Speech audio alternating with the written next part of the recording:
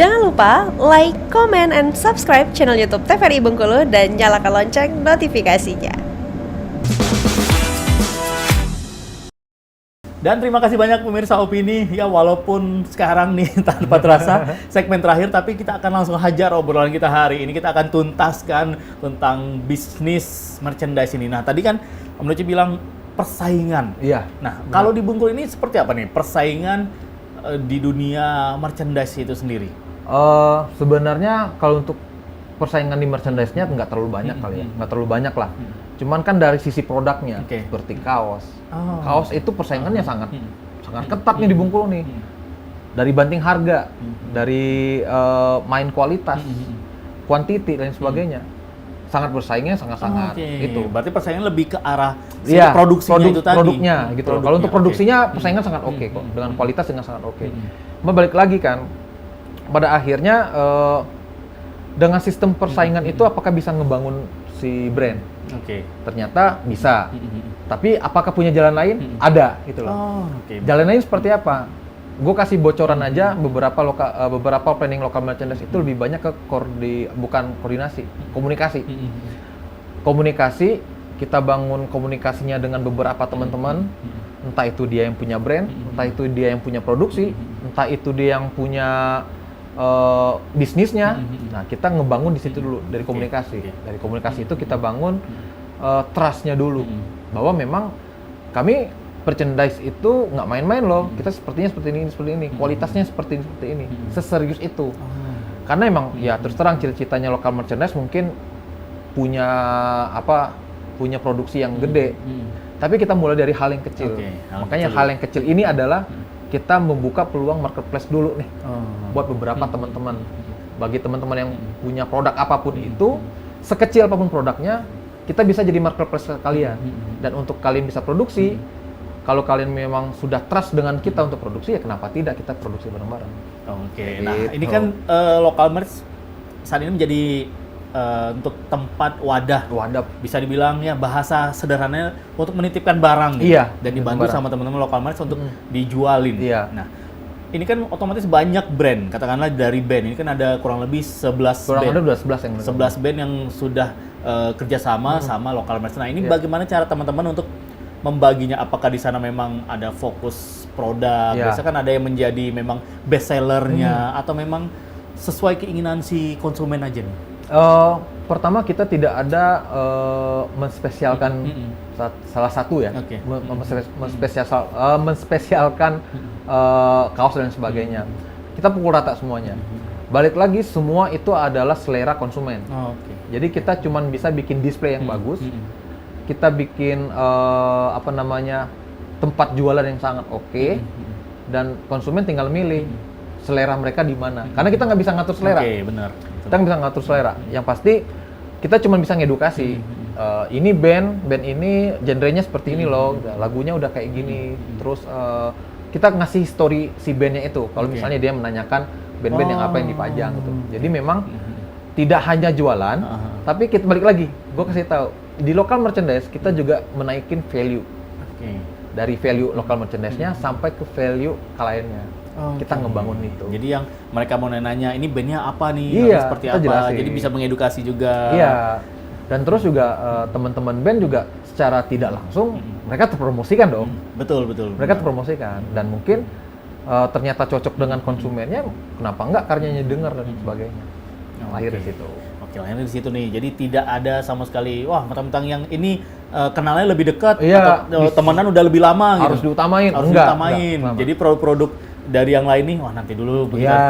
Itu karena balik lagi nanti step berikutnya adalah setelah kita buka booth pertama di acara Rokultura kemarin, akhirnya kita kedepannya bakal mengkurasi kualitas gitu. Jadi ada memang proses QC-nya dulu. Gitu ya. Kemarin kan kita kebutuhannya karena pengen udah menggebu-gebu nih, gue pengen naikin ini acara internasional, kenapa nggak kita semangatnya sudah berapi-api. Tetap udah selesai naik namanya dan penjualannya udah sangat oke.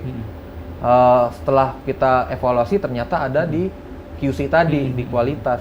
Balik lagi nanti step kedepannya kita, lu mau join nama kita, kita welcome.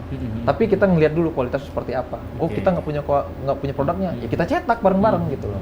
Dengan beberapa rules yang kita bangun gitu. Oke, berarti memang sudah ada nanti diterapkan ya dari teman-teman local merch untuk kualitas seperti apa. Iya. Karena balik-balik lagi membawa nama juga local merch juga, terus juga si brandnya ini juga gitu. Iya, benar. Jadi yang mau tanya-tanya bisa langsung, nah tempatnya ini di mana nih? Yang tempat bisa ngobrol-ngobrol langsung sama local merch ini. Sebenarnya kalau tempat sih kita belum punya tempat. Di mana aja jadi? Di mana aja, ketemu sama gua, ketemu sama si Lopi, ketemu sama si Pari, sama dia pada tahu semua lah mereka, teman-teman Bungku pasti tahu semua lah. Kapan ketemu ya kita ngobrol gitu loh. Kayak kemarin di event komunitas kemarin di Nusa Indah, itu akhirnya gua ketemu sama salah satu brand lokal Bengkulu, ya kan. Dan ternyata namanya udah malang melintang, ngobrol sama kita. Oh, gue juga kangen dengan sistem seperti ini. Padahal dia brand sudah besar pada saat sekarang brandnya udah besar. Ternyata masih ada loh ngerjain movement kaos ini seperti ini, produksi merchandise seperti ini masih ada, gue bilang kan. Dan kita juga pengen lebih aware aja nih bahwa bisnis ini bisa ngebangun gitu loh. Dan ternyata dia oke kok, nanti kita bisa sharing lain sebagainya. Dan akhirnya jaringan ini kebuka lagi loh gitu. Dan itu membuktikan bahwa lokal support kan. Oke, betul. Baik lagi ya lokal support itu sendiri yang akan menghidupkan. Oke, keren. Nah, kalau yang penasaran sekali lagi nih bisa langsung follow sekarang juga di lokal merch.id. Jadi follow sekarang juga nih untuk pemirsa opini bisa langsung tanya-tanya dan juga atau mungkin juga menjadi tempat wadah atau mau bikin t-shirt misalnya. Iya, bisa tempat konsultasi lah kasarnya gitu. Konsultasi mau sharing produknya seperti apa bisa di kita kok. Tinggal DM aja di @localmerch.id.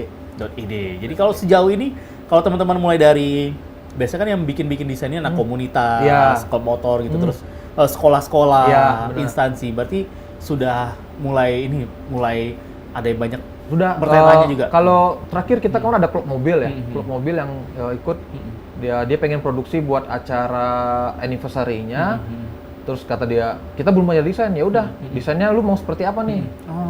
Kita pengen temanya seperti ini, seperti ini. Oke, kita desain. Habis desain kita bikin mock-up-nya, kita serahin ke mereka sesuai apa enggak. Ada perbaikan ya perbaikan lah, kita pasti ada lah perbaikan dari 1-2. Habis itu udah ACC cetak gitu. Kalaupun mereka misalnya teman-teman sudah ada desainnya, ya kita tinggal adaptasi ke mock-up-nya. Lu mau jadiin apa nih? Desainnya, ini gue punya desain nih gambar segini, ukuran A4. Gue pengen jadi kaos bang. Ya udah, gue bikinin versi kaos. Gue pengen jadi tumbler bang. Bikinin versi tumbler gitu. Gue pengen bikin bentuk meja kayak gimana? Ya udah kita bikin. Jadi sharing itu sudah sedetail itulah kayak gitu. Tergantung mereka pengennya seperti apa. Kalau kita sanggup memproduksi, kita produksi. Tapi kalau misalnya teman-teman ada tempat lain untuk produksi, ya silahkan gitu. Kita malah seneng kita dimanfaatin untuk lu sharing ke kita karena bakal ngebangun trust di situ. Balik lagi ke psikologi marketing. Jadi teman-teman nggak usah takut tentang untuk sharing harus produksi juga kita enggak langsung di lokal merch juga. Kalau kita punya tempat produksian sendiri juga bisa. Bisa. Mungkin desainnya dari lokal merch, produksinya tempat lain. Iya, silakan gitu loh. Kalau dengan kita berarti kalian sudah support kita gitu. Dengan lain juga nggak masalah karena memang kita ngebangun brandingan ini nggak melulu tentang jual beli, nggak melulu tentang produksi dengan harus dengar kita enggak. Kita pengen emang seluas itulah gitu.